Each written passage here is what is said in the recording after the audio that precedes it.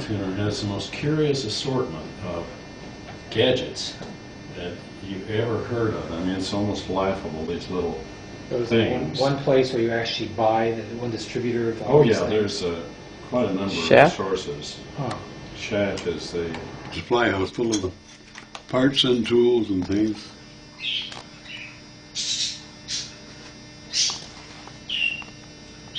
Oh, Cool. here's more credentials.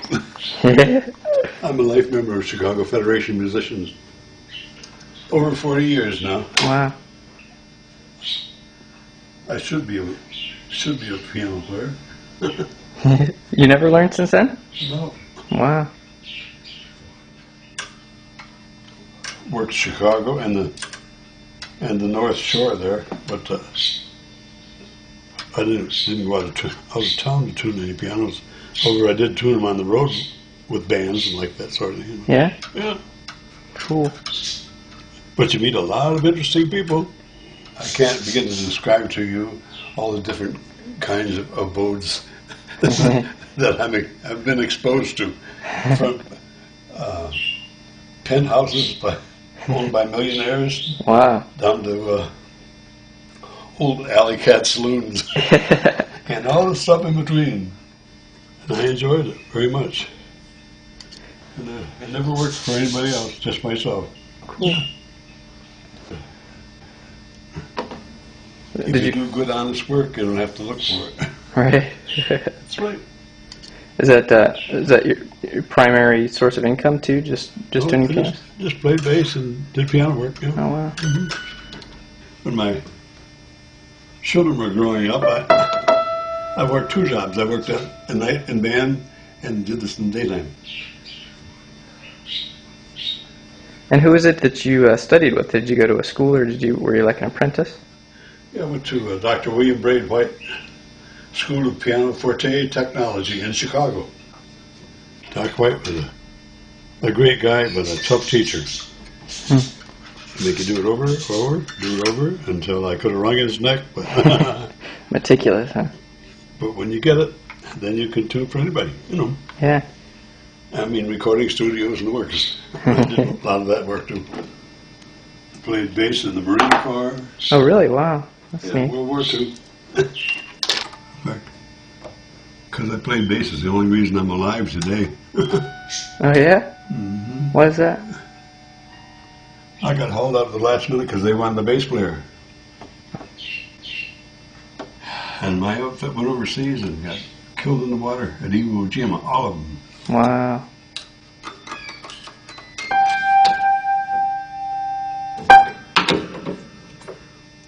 You see, sometimes I hit it, Uh-huh. and this is a star head in there, Uh-huh. and this has got four surfaces on it like this. And that's what you call impact tuning. Everybody tunes differently. Some use a electronic device, and I've got one at home, and I use it for a paperweight.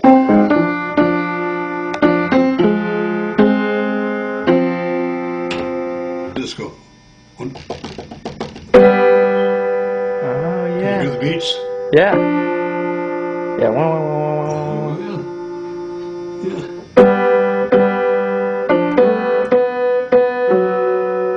That's a third against a sixth, and I'm trying to get those to be the same.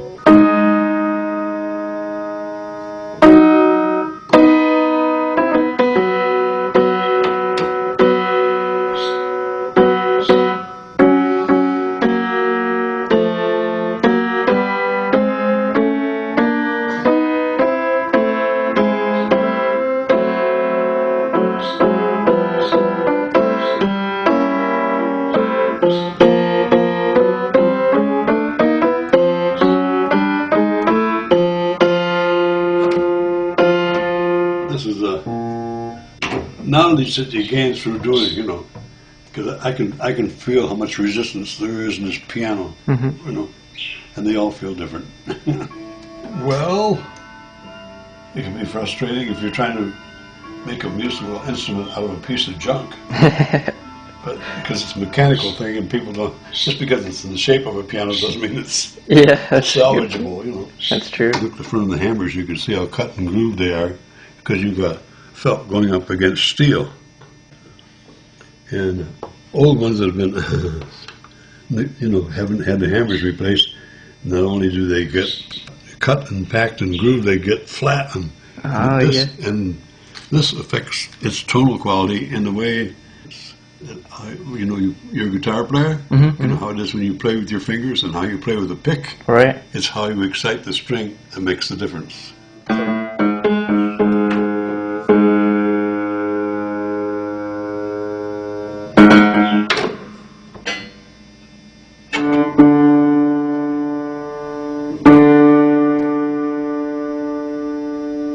I don't play bass anymore either because I got old and I can't stay up that late at night.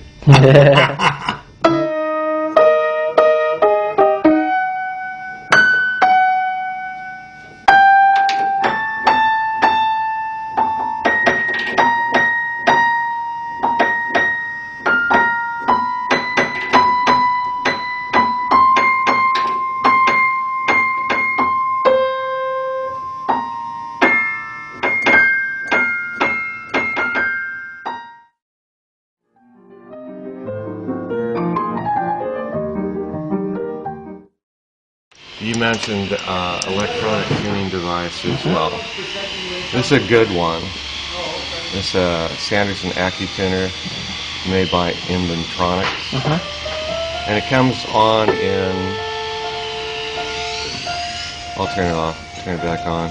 It's in calibrate mode. The lights just stand still. It shows it's perfectly at A440 because it has some frequency crystals in there. It checks.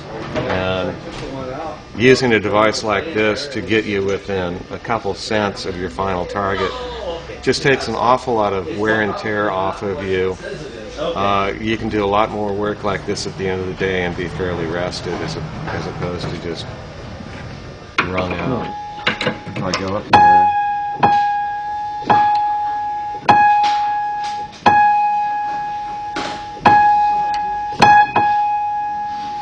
this particular microprocessor unit they cost about $1,600.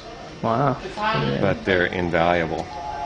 And the only objection is to some people decide, well, I want to get into piano tuning, I'll just buy a machine. Everything will be fine. Right. And unfortunately, that doesn't always happen. You really need to learn how to tune completely by ear first, so you know what you're trying to achieve, and you know what a piano that's in sound is going to sound like. Stop the lights. Good. 6.2.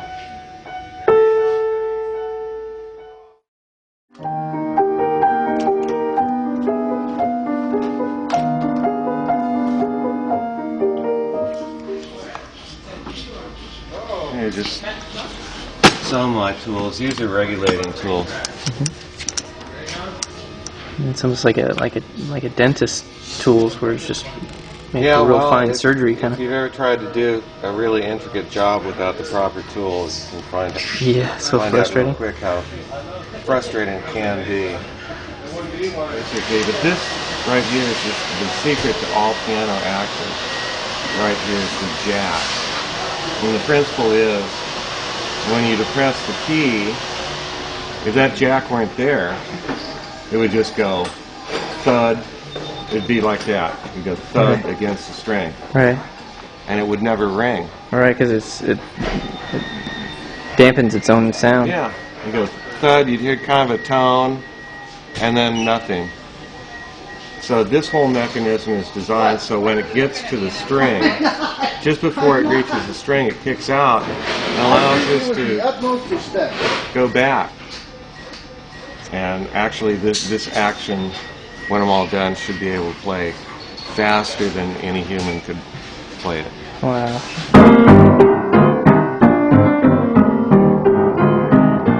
I'm looking for it to come up within about 1.5 millimeters before it drops. Oh, I see. So that shows me that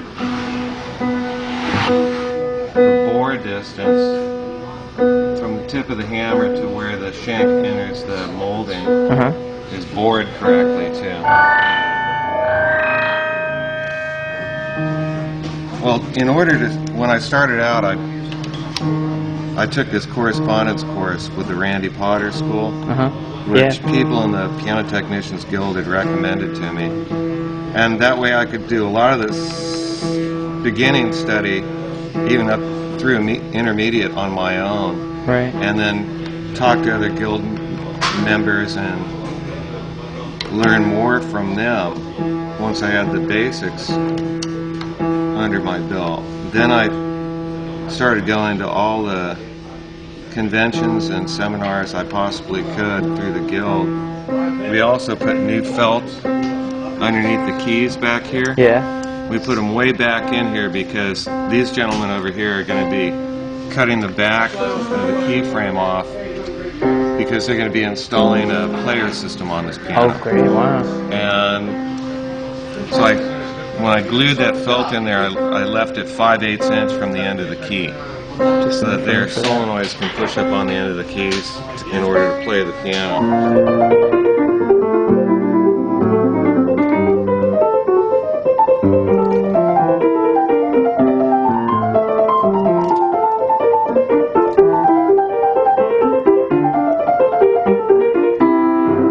So the back of the key would come up right behind the slot, and this would come behind the key, underneath the key, and push it up like that.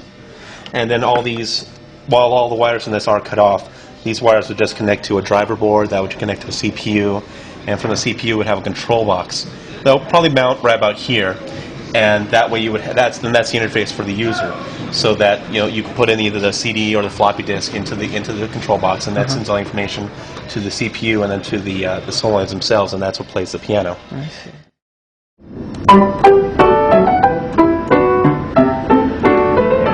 We have an inventory of probably all told maybe 60 Steinways, but 35 are only 5 years old, so we're spending a lot of time keeping them up to a certain standard. And we've been doing that since they were, just after their second or third year.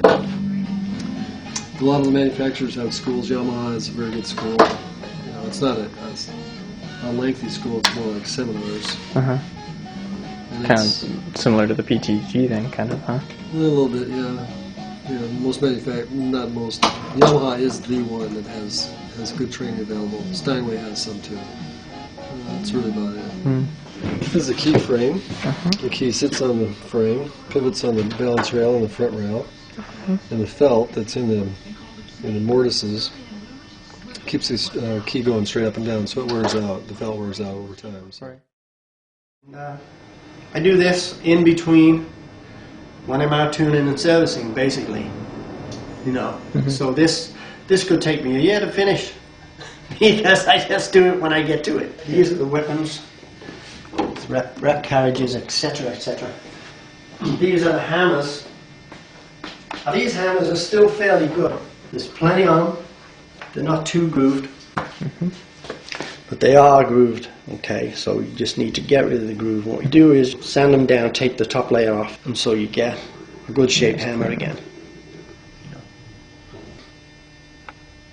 This is what I love to do. I'd stay home every day and do this. In fact, this is my golf game.